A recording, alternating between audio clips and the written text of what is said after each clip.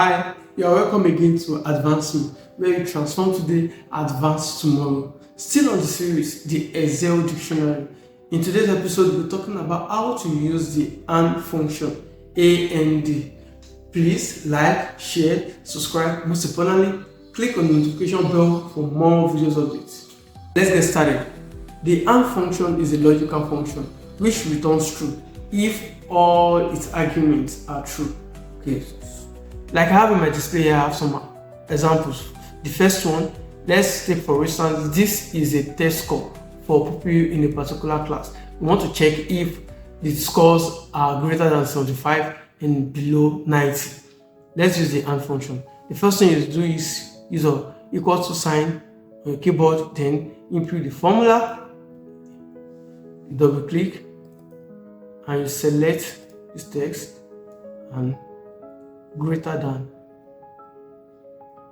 75,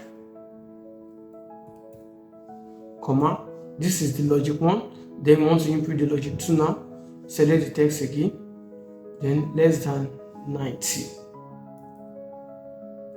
So here we are trying to find out if the scores for John scored 76. We want to know if it's greater than 75 and lesser than 90, just in case you have many other data than this. So instead of doing it one, you can just read this. So that means what I have here is 76 is greater than 75 and it's still lesser than 90. So you drag down or to solve for the remaining ones. So here we have for us, that means this is not even greater than 75. This one is greater than 75, lesser than 90. Here I have 100. So that means 100 is greater than 75, but it's more than 90. Same thing with this. So that's it for that.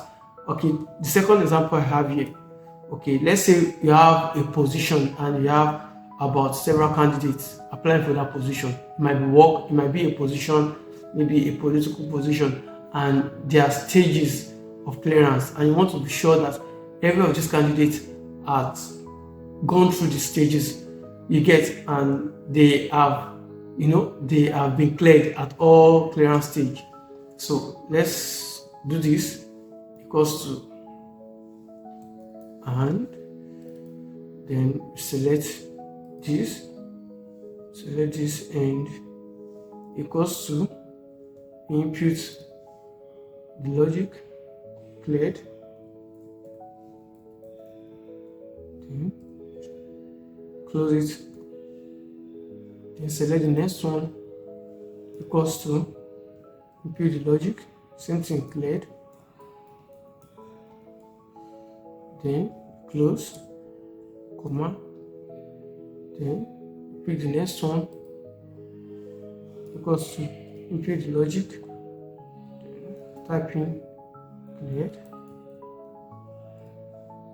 comma, the last one you input the logic, equals to text, type in cleared, this, close bracket, enter. So drag down. So